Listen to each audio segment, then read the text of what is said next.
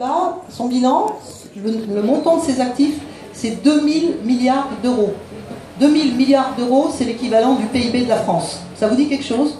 C'est considérable, c'est des monstres, ces banques. C'est des monstres absolus et qui peuvent faire et qui ont un pouvoir de chantage sur les pouvoirs publics considérable. Considérable. Vous avez vu que quand BNP Paribas, l'année dernière ou il y a 2 ans, a fait une fraude gigantesque aux États-Unis en faisant des opérations en dollars avec des pays qui étaient sous embargo, notamment l'Iran, Cuba à l'époque, qui était encore sous embargo, et d'autres, les autorités judiciaires américaines ont sanctionné BNP Paribas très très lourdement. Ils ont dû payer plus de 8 milliards d'euros, 6 milliards et demi 8 milliards de dollars, 6 milliards et demi d'euros d'amende pour avoir détourné tout simplement les réglementations des États-Unis.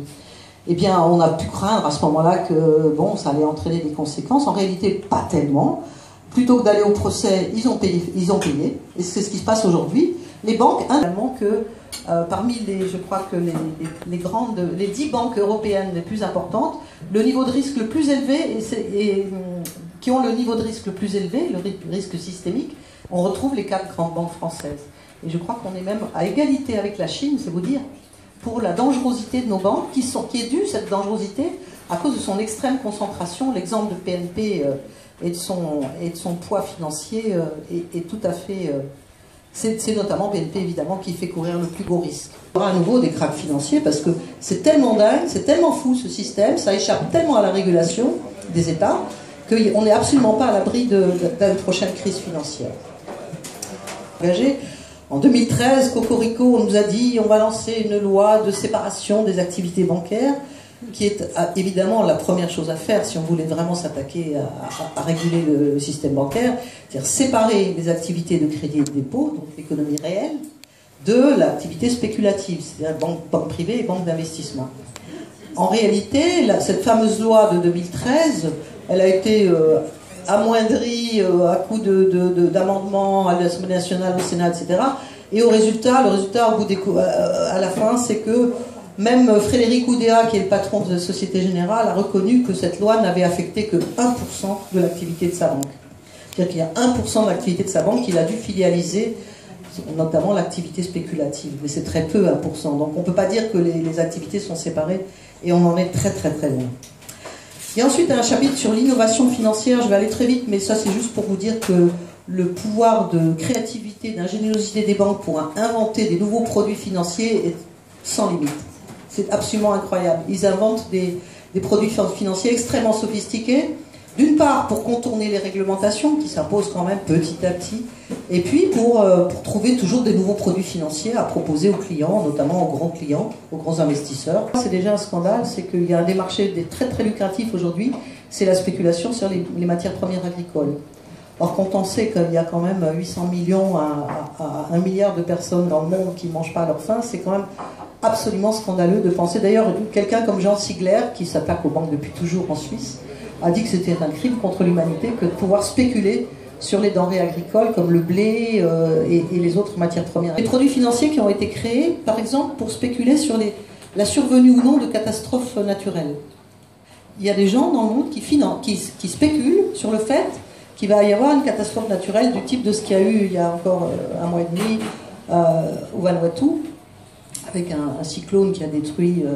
voilà, donc on peut aujourd'hui spéculer sur la survenue de catastrophes naturelles. Ça s'appelle les cat bonds, les obligations catastrophes, que les gens prennent, achètent, en spéculant sur la survenue des catastrophes naturelles. Vous avez certainement entendu parler, c'est toutes ces arnaques qu'il y a eu et dont ont été victimes un certain nombre de collectivités territoriales qui ont emprunté, notamment à Dexia, la banque des collectivités locales, qui ont souscrit des emprunts relativement attractifs il y a quelques années, avec des taux variables relativement faibles, mais qui étaient indexés sur le franc suisse, par exemple.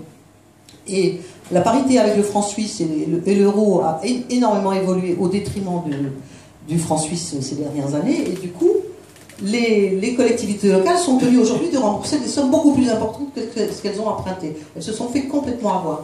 Et Dexia, qui a d'ailleurs fait faillite il y a quelques années, qui a été entièrement recapitalisée par la France, c'est-à-dire par nous, les contribuables, et la Belgique, Non, mais c'est vrai, c'est quand même 6,6 milliards à nouveau qui ont été injectés pour sauver Dexia, qui a vendu ses prêts complètement, vraiment d'arnaque à des collectivités locales, et des hôpitaux aussi notamment, qui se sont endettés lourdement, et c'est ce qu'on appelle les emprunts toxiques. Spéculer que de financer l'économie réelle, évidemment, la plupart des banques, en tout cas les grandes banques que j'ai citées tout à l'heure, préfèrent aller sur la spéculation. C'est entre 2000 et 2008, pour vous donner un chiffre un peu précis, le produit intérieur brut de l'Union européenne a augmenté de 12%, alors que la taille du système bancaire européen a augmenté de 90%. C'est là que vous voyez toujours ce déséquilibre entre la puissance des nations, si je puis dire, des États, et puis la puissance du système bancaire. Le total des actifs des banques européennes est passé de 25 000 milliards en 2001 à 43 000 milliards d'euros en 2008. Bon, après 2008, il y a eu la crise que l'on connaît. Aujourd'hui, 10% des actifs des banques en moyenne sont consacrés à des crédits aux entreprises et 15% à des crédits aux ménages, soit un quart seulement des actifs des banques. C'est ce que je disais tout à l'heure. 75% va sur les marchés financiers et va sur de la spéculation. Elle ne peut pas prêter aux États. Statutairement, elle ne peut pas prêter aux États. Les statuts de la BCE ont été adoptés à l'époque où Jospin était Premier ministre. Donc c'était à nouveau déjà un gouvernement socialiste. Et donc la BCE, la Banque Centrale Européenne, ne peut prêter qu'aux banques. Ça explique qu'on en a beaucoup parlé dans le cas de la Grèce, que la Banque Centrale Européenne a fait des prêts via la Troïka aux banques grecques, où les banques françaises, les banques allemandes ont prêté aux banques grecques grâce à des fonds venus de la Banque Centrale Européenne. La Banque Centrale Européenne prête aux banques françaises, allemandes, à un taux faible, très faible, 0,1-0,2%, et les banques françaises et allemandes ont prêté à la Grèce, aux banques grecques, avec des taux bien supérieurs. Donc elles se sont enrichies sur la dette grecque. Ce qu'on appelle la dette grecque aujourd'hui, c'est en grande partie la façon dont vient en grande partie de ce que les banques françaises et allemandes ont gagné de l'argent grâce à la façon dont elles ont prêté à la Grèce. En particulier, c'est la vache à lait du système bancaire, hein, et c'est une activité qui est en croissance régulière. Alors là, il y a beaucoup de choses à dire, c'est un chapitre que j'ai traité aussi personnellement, donc je le connais bien, mais il faut savoir déjà que les banques ont un marché captif, car dès que vous gagnez 1 500 € de salaire, vous êtes obligé d'avoir un compte en banque. C'est la loi. C'est la loi, le code monétaire l'impose. Et évidemment, beaucoup plus de gens, c'est un salarié sur deux en moyenne, hein, donc 1 500 € par mois. Et il y a effectivement quand même beaucoup plus de gens qui, même avec moins de revenus, qui ont un compte en banque pour des raisons pratiques évidentes. Mais ça veut dire que les banques ont un marché captif. Autre chose, les banques sont le seul commerçant qui peut vous piquer du fric sans vous en informer. C'est quand même dingue ça encore. C'est un pouvoir incroyable. Non mais c'est vrai, quand on n'y pense pas, mais quand on vous prélève des frais parce que vous avez eu un incident de paiement ou quelque chose comme ça, tout le monde a eu ça au moins une fois dans sa vie, dans son rapport avec la banque, et bien, elle n'est pas du tout tenue de vous informer. Vous la prenez parfois parce qu'elle vous pique à force d'avoir des commissions, ce qu'on appelle des commissions d'intervention, hein, et puis après des frais sur frais, des frais sur frais sur frais, puis alors c'est évidemment les plus vulnérables, ceux qui ont moins d'argent, qui sont les plus victimes de ce système, et c'est ce qui conduit au malendettement ou au surendettement. C'est 200 000 ménages par an en France qui sont sur et qui sont tout le temps à l'affût des arnaques du quotidien de la banque des particuliers. Il y a énormément tout le temps il y a eu par exemple un grand scandale de l'entente avec les banques qui se sont entendues, donc un délit d'entente ces délits qui sont sanctionnés d'ailleurs par la concurrence, la commission de la concurrence, même la DG de la concurrence au niveau européen, parce qu'ils se sont entendus sur la manière de facturer aux clients les chèques. Vous savez que pendant un temps, il a été fortement question de faire payer les chèques aux clients. Ça n'est pas passé finalement en France, mais les banques avaient déjà commencé à mettre en place un système où elles prélevaient. Alors c'était epsilon, tout petit, donc les gens ne s'en apercevaient même pas. Mais elles s'étaient entendues entre elles, les grandes banques françaises, et notamment les 4 toujours dont j'ai cité, pour se mettre d'accord pour prélever de l'argent sur les chèques. 10 milliards d'euros chaque année qui échappent à l'impôt en France, et qui partent dans les paradis fiscaux notamment. Les banques sont les facilitatrices de l'évasion fiscale, bien entendu. Dès qu'il y a de l'évasion fiscale, il y a une banque au milieu. C'était le scandale d'HSBC dont on a beaucoup parlé, entre HSBC France qui faisait partir de l'argent de ses clients, ses gros clients français, vers HSBC Genève, puis après ça part vers les paradis fiscaux. Donc c'est les banques qui facilitent l'évasion fiscale. Et puis elles s'en servent aussi, l'évasion fiscale, pour leur propre compte. C'est-à-dire que les banques qui ont des filiales, comme BNP qui a 170 filiales, ça a été rappelé tout à l'heure, dans les paradis fiscaux, notamment dans les îles Caïmans et autres, Bahamas et compagnie, eh bien, elles utilisent l'évasion fiscale pour leur propre compte.